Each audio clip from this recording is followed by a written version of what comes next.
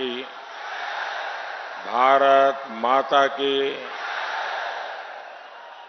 शीतला धाम चौकिया के ई पावन धरती जौनपुर के हमरे सब परिवार के लोगन के हमार प्रणाम।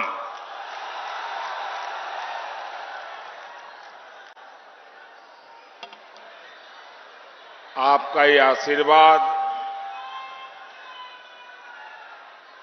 आपका ये स्नेह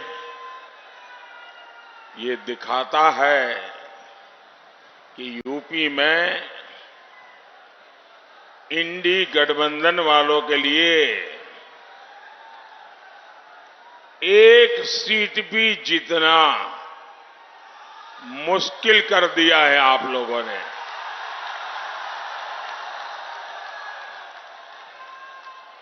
चार जून को जौनपुर में इतनी इमरती बटेगी कि सारे रिकॉर्ड टूट जाएंगे। भाइयों और बहनों, ये चुनाव देश के प्रधानमंत्री चुनने का अवसर है। अब ऐसा प्रधानमंत्री जो एक दमदार सरकार चलाए, जिस पर दुनिया रौब न जमा सके, लेकिन वो भारत के दमखम से दुनिया को परिचित करवाए। इसलिए जब आप जौनपुर से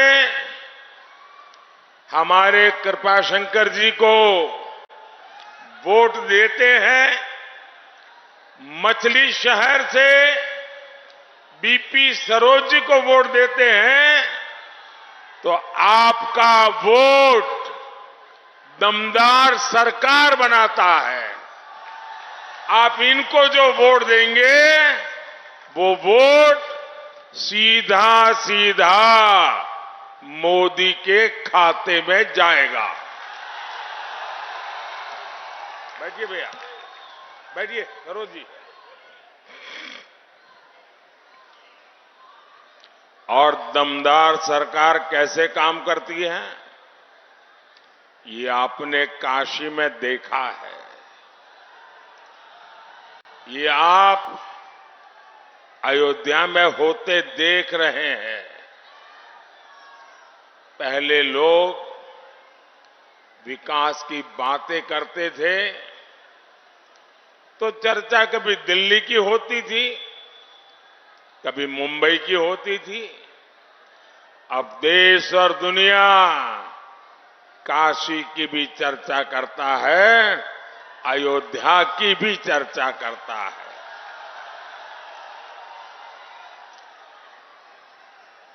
भाइयों बहनों, इतनी बड़ी तादाद में आपका आना, उसमें भी मैं देख रहा हूं चारों तरफ मुझे माताएं बहनें के दर्शन हो रहे हैं।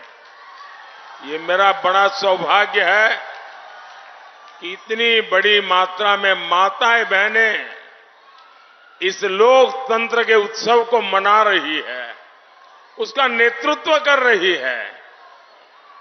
और आपके आशीर्वाद, जीवन में और क्या चाहिए। मां बहनें, आपका आशीर्वाद ये मेरी बहुत बड़ी शक्ति बन गई है। साथियों, विकसित भारत बनाना ये मेरा प्रण है। और विकसित भारत का ग्रोथ इंजन पूर्वांचल होगा, पूर्वी भारत होगा। इसलिए जब मैं एक्सप्रेस वे बनाता हूं तो जौनपुर वालों को बड़ा लाभ होता है। जब मैं बनारस के हवाई अड्डे को अपग्रेड करता हूं तो भी यहां के लोगों को फायदा होता है। ये पूरा क्षेत्र हेल्थ और एजुकेशन, शिक्षा और स्वास्थ्य का एक बड़ा मजबूत हब बन रहा है। आने वाले 5 सालों में मोदी योगी पूर्वांचल की तस्वीर और तकदीर दोनों बदलने वाले हैं। साथियों, जौनपुर तो देश को आईएएस, आईपीएस देने वाला जिला है। एनडीए सरकार परीक्षा से लेकर भर्ती तक नई और पारदर्शी व्यवस्थाएं बनाने में जुटी है। पहले केंद्र सरकार के ग्रुप सी, डी की भर्तियों में इंटरव्यू होते थे। मोदी ने ये खत्म कर दिया ताकि युवाओं को बेवजह की परेशानी न हो, पारदर्शिता के साथ उनका चयन हो। राष्ट्रीय शिक्षा नीति में भी हमने बड़ा फैसला लिया। मेडिकल और इंजीनियरिंग की पढ़ाई पहले सिर्फ अंग्रेजी में होती थी। अगर आपका बच्चा स्कूल में अंग्रेजी में पढ़ा है तभी उसको आगे जाने का कोई खिड़की खुलती है।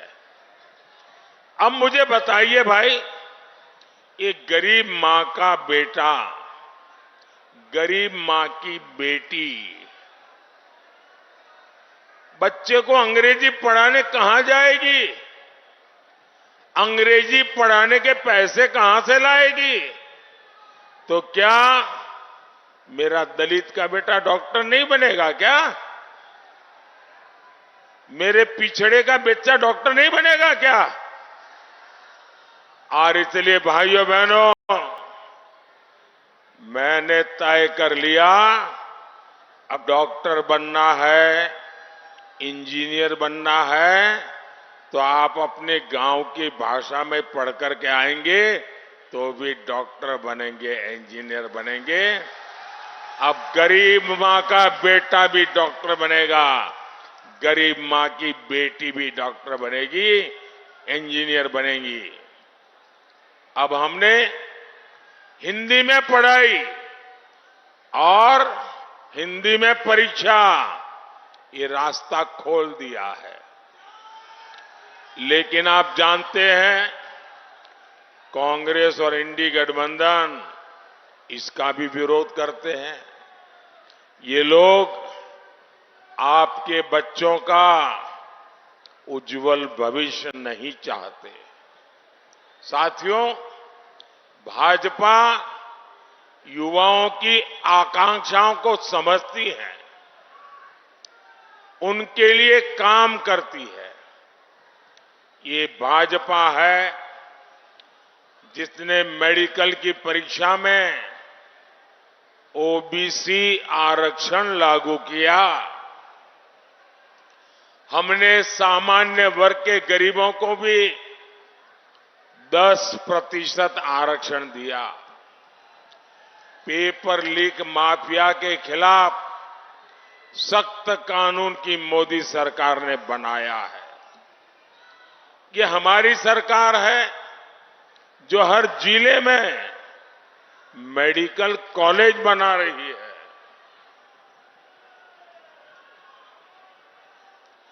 हम रिकॉर्ड संख्या में आईआईटी, आईआईएम, एम्स बना रहे हैं और इस महाअभियान का सबसे ज्यादा फायदा युवाओं को मिल रहा है। भाइयों और बहनों, इस चुनाव में देश के सामने 2 मॉडल है। एक तरफ हम लोग हैं, मोदी है, भाजपा है, एनडीए है। हम लोगों का रास्ता क्या है? हम लोगों का रास्ता है संतुष्टिकरण। हर किसी को संतुष्ट करना, संतोष देना। और दूसरी तरफ सपा हो, कांग्रेस हो, गठबंधन गठबंधन हो, उनका मॉडल है तुष्टीकरण, अपीजमेंट। देश में जब सपा कांग्रेस का तुष्टीकरण मॉडल चलता था तो सिर्फ और सिर्फ कुछ परिवारों का ही लाभ हुआ। सामाजिक न्याय पर, उस नाम पर गरीब, दलित, पिछड़ों के साथ छल हुआ है, छल, अपराध हुआ है।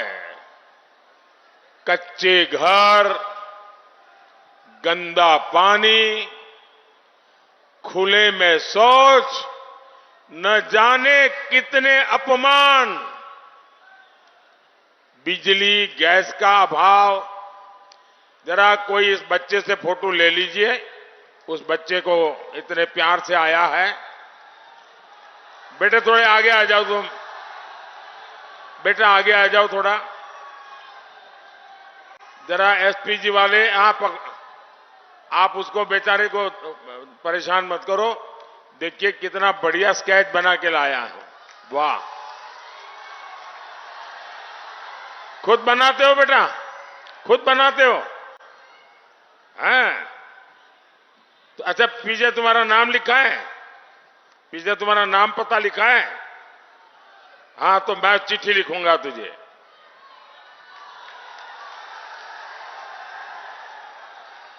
देखिए, तुम इतना अच्छा बनाते हो तो पढ़ाई भी उसी में करना। तुम बहुत अच्छे आर्टिस्ट बनोगे। करोगे?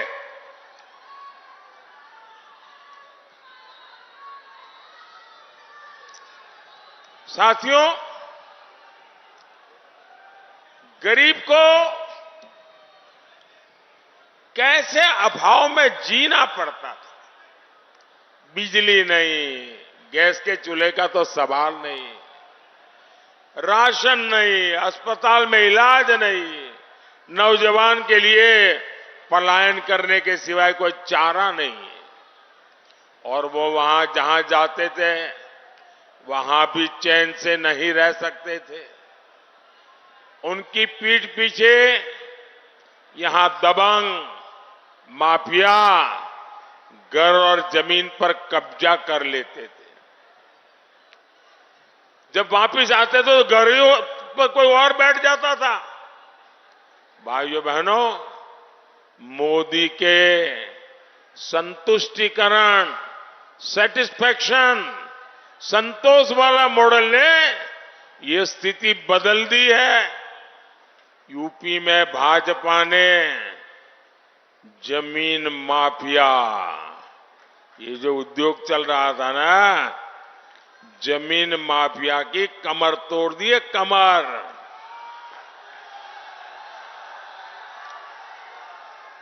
अब नागरिकों का हित सर्वोपरि है।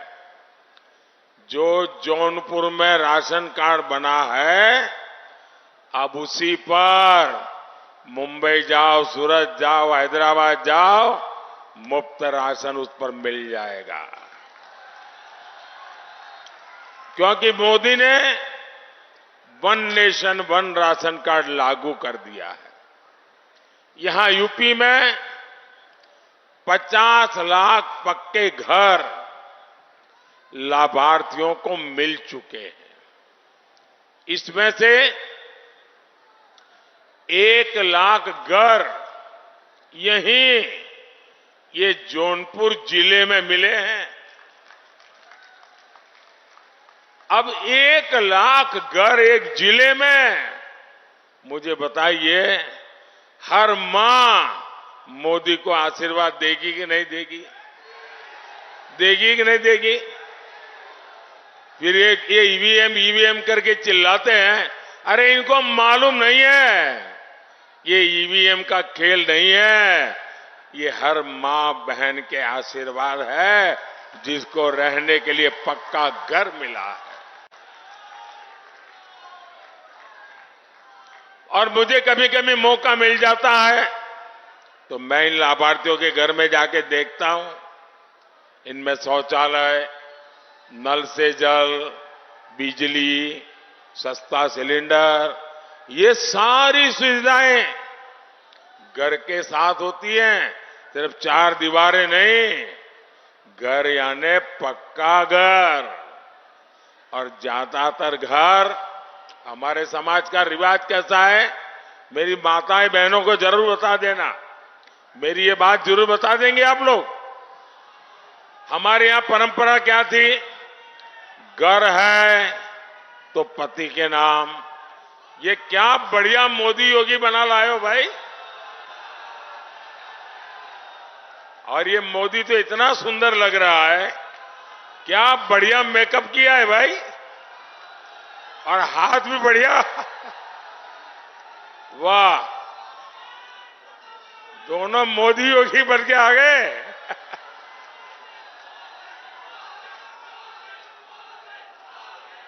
शाबाश शाबाश, बहुत बढ़िया किया आपने। देखिए सब अखबार वालों की नजर मेरे से हट गई, आप पर आ गई। बढ़िया है, वाह, ये मोदी को तो हाथ हिलाना भी आ गया है।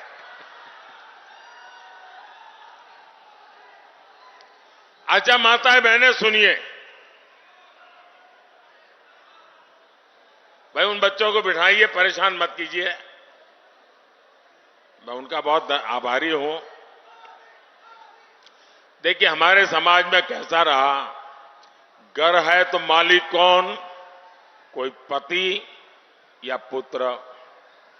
दुकान है तो मालिक कौन, पति या पुत्र। गाड़ी लाए तो मालिक कौन, पति या पुत्र। खेत है तो मालिक कौन, पति या पुत्र। हमारी माताओं बहनों के नाम पर कुछ नहीं। ये मोदी ने कह दिया नहीं चलेगा, और इसलिए मोदी जो घर देता है ना, वो महिलाओं के नाम पर देता है। और मैंने तो तय किया है, मैं 3 करोड़ लखपति दीदी बनाने वाला हूं। 3 करोड़ लखपति दीदी। और मैं आपको एक और गारंटी दूंगा, जिनको अभी घर, गैस, पानी का नल नहीं मिला है, मेरा एक काम करोगे आप लोग, हाथ ऊपर करके सबके सब बताओ तो बोलूंगा। मेरा एक काम करोगे, पक्का करोगे, जरा हाथ ऊपर करके बताइए। मेरा एक काम करोगे। देखिए इस चुनाव में आप जहां जहां जाएंगे, और हो सकता है किसी गांव में एक आध 2 परिवार ऐसे मिल जाए जिनको अभी पक्का घर नहीं मिला है, किसी को नल से जल नहीं मिला है, किसी को गैस का कनेक्शन नहीं मिला है, तो उसका नाम पता लिख करके मुझे भेज दीजिए। और उसको कह देना कि मोदी जी ने गारंटी दी है कि 4 जून के बाद जब तीसरी बार सरकार बनेगी तो जिनको अभी घर मिला नहीं उनको मिल जाएगा, जिनको गैस नहीं मिलेगा मिल जाएगा। ये मेरा काम करोगे, मुझे सबको देना है, क्योंकि मेरे लिए तो ये माताओं बहनों की पूजा है, भक्ति है मेरी। ये भक्ति मैं करूंगा और प्रसाद में चढ़ाऊंगा उनके लिए पक्का घर। ये मेरी भक्ति है। साथियों, अब मोदी ने और एक काम तय किया है। मैंने तय किया है कि आपका जो बिजली का बिल है ना घर में, अब मोदी ने बिजली तो दी, लेकिन लोग आके भड़काते हैं, देखो बिजली दी क्या मिला, इतना बिल दिया मोदी ने। तो अब मैंने कह दिया है, अब मोदी ने बिजली तो दी, अब बिल भी मुझे 0 करना है।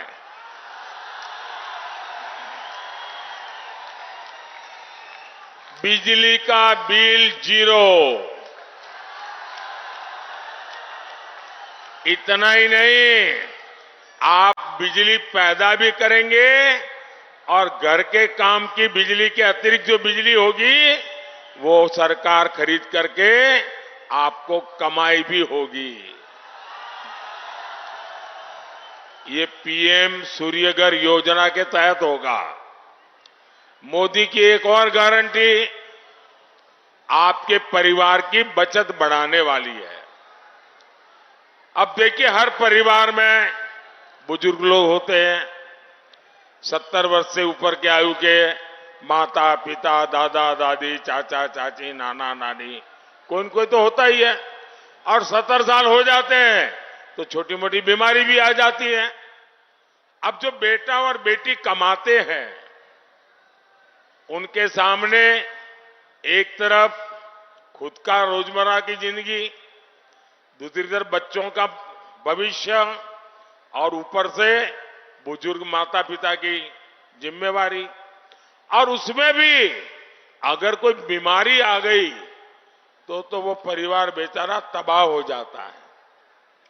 कितना ही मेहनती बेटा हो, कितनी मेहनती बेटी हो, लेकिन बीमारी परिवार में मुसीबत कर देती है। तो मोदी ने की एक और गारंटी, आपके माता पिता, दादा दादी, चाचा चाची, नाना नानी अगर वो 70 साल से ऊपर के हैं तो उनके इलाज की चिंता आप नहीं, ये मोदी करेगा, आपका बेटा करेगा। और इससे आपका जो पैसा बचेगा उससे आपको अपने बच्चों का भविष्य बनाना है, बनाएंगे। भाइयों बहनों, एक तरफ मोदी संतुष्टिकरण से सच्चा सामाजिक न्याय देने में जुटा है, तो वहीं सपा कांग्रेस का इंडी गठबंधन तुष्टीकरण के गर्त में गिरता चला जा रहा है। वोट बैंक की राजनीति से ऊपर नहीं उठता है। आए दिन कभी छिप करके, कभी खुलेआम हिंदू मुसलमान 70 साल से यही खेल करते रहे। अब मुझे बताइए भाइयों, इस देश को 500 साल के इंतजार के बाद, 500 साल के इंतजार के बाद राम मंदिर मिला कि नहीं मिला? आपको आनंद हुआ कि नहीं हुआ? गर्व हुआ कि नहीं हुआ? पूरा देश खुश है, दुनिया में रहने वाला हर हिंदुस्तानी खुश है, लेकिन ये परिवारवादी गालियां दे रहे हैं, गालियां। सपा के शहजादे, उनके एक चाचा, वो तो राम मंदिर को कहते हैं बेकार है, बेकार। ये सपा के शहजादे काशी का मजाक उड़ाते हैं। साथियों, अपने वोट बैंक को खुश करने के लिए ये लोग हर हद पार कर रहे हैं। अब मुझे तो हैरानी है, 21वीं सदी और ये 3 तलाक का झंडा लेके घूम रहे हैं। ये माताओं बहनों के साथ जुल्म हो रहा है, ये समझने को तैयार नहीं। क्यों? वोट मिलता है। ये आर्टिकल 370 जो हटाया हमने, देश का संविधान पूरे देश में लागू किया, अब कहते नहीं, हम 370 की दीवार फिर से बना देंगे। ये धर्म के आधार पर देश में आरक्षण की वकालत करते हैं। ये देश का संविधान बदलकर एससी, एसटी, ओबीसी को जो आरक्षण मिला है उसका हक छीनना चाहते हैं, डाका डालना चाहते हैं। और ये काम उन्होंने कर्नाटक में कर दिया। वहां उन्होंने क्या किया, वहां जितने मुसलमान थे कर्नाटका में, कितने ही सुखी हो, संपन्न हो, पढ़े लिखे हो, उन्होंने रातों रात सभी मुसलमानों को एक हुक्म करके ओबीसी बना दिया। ऐसे क्या हुआ, जो ओबीसी को आरक्षण मिला था उसमें बहुत बड़ा डाका डाल दिया। रातों रात आरक्षण का 2 हिस्से हो गए, एक हिस्सा उनके पास चला गया और बाकी जो इतने सालों से ओबीसी का आरक्षण था वो बेचारे रोते रह गए।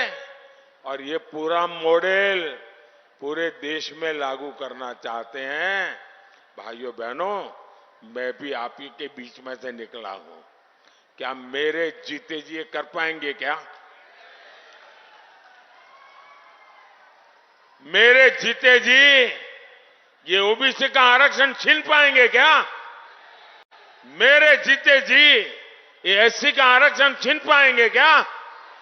मेरे जीते जी एसटी का आरक्षण छीन पाएंगे क्या? भाइयों बहनों, मैं जिंदा हूं ना, तब तक मैं इनको ये राजनीति नहीं करने दूंगा। अब आपने सुना होगा,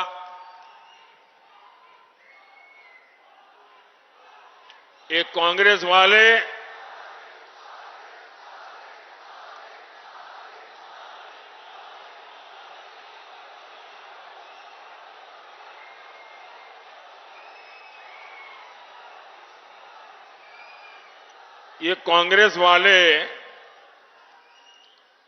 एक एक्सरे मशीन लाए, एक्सरे मशीन। जरा उससे सावधान रहने की जरूरत है। एक कांग्रेस वाले अभी पिछले एक हफ्ते से मैं जरा उनकी हिडन एजेंडा को खुला कर रहा हूं, तब से डर गए हैं और मुझे लगता है उनका एक्सरे मशीन बिगड़ा हुआ है, रिपेयरिंग में गया लगता है। वो कहते हैं हम आपकी संपत्ति का एक्सरे निकालेंगे। आपके पास शादी करके आए तो आपके पास कितना सोना था, कितने गहने थे, आपके पास मंगलसूत्र था कि नहीं था, बैंक में कुछ पैसा पड़ा है कि नहीं पड़ा है, खेत खलिहान कितना है, गाड़ी वाड़ी व्यापार वगैरह कोई। बोले हम सारा एक्सरे निकालेंगे और आपकी आवश्यकता से ज्यादा है वो हम छीन लेंगे। मुझे बताइए, आपको छीनने देंगे क्या? आपका खेत खलिहान छीनने देंगे क्या? आपका मंगलसूत्र छीनने देंगे क्या? आपके गहने छीनने देंगे क्या? भाइयों बहनों, इनका तो इरादा है कि अब आपके पास जो है ना, वो मरने के बाद आप अपने बच्चों को नहीं दे सकते हैं। बताइए, हमारे देश में हर माँ बाप जीवन के आखिर में चाहता है कि मेरे पास कुछ ज्यादा हो ताकि मैं बच्चों को दे करके जाऊं। ये कहते हैं मरने के बाद आप अपने बच्चों को नहीं दे पाएंगे, आधे से ज्यादा सरकार ले लेगी। क्या आप लेने देंगे क्या? भाइयों बहनों, ये सपा कांग्रेस के खेल खतरनाक है। शहजादों की नीति खतरनाक है। वो आप यहां आपसे वोट मांगने हैं और दक्षिण भारत में जाकर के उत्तर प्रदेश के लोगों का अपमान करते हैं, गालियां देते हैं। उत्तर प्रदेश के लोगों के लिए अनाप शनाप भाषा बोलते हैं वो। ये लोग सनातन धर्म को गालियां दिलवाते हैं। इनके साथ ही डीएमके के लोग हो, केरल में लेफ्ट के लोग हो, कर्नाटक और तेलंगाना कांग्रेस के लोग हो, जब वो दल यूपी के लोगों को गालियां देते हैं तो सपा कांग्रेस वाले अपने कान में रुई डाल देते हैं। क्या यूपी के लोगों को गाली देने वाले इंडी गठबंधन को आप माफ कर देंगे क्या? हम उत्तर प्रदेश के लोगों को गाली देने वालों को माफ कर देंगे क्या? साथियों, विकसित भारत के लिए हमें भाजपा को जिताना है, हमें भारत को मजबूत बनाना है। ई बतावा हम यहां से जीत के लिए आश्वस्त हो के जाए ना। बोला, अरे फिर से बोला। मछली शहर में भी कमल के फूल खिली ना? बोला खिली ना? यही जोश है जिसके चलते फिर एक बार देश कह रहा है, फिर एक बार फिर एक बार मैं बहुत बहुत आपका आभारी हूं। मेरे साथ बोलिए भारत माता की, भारत माता की।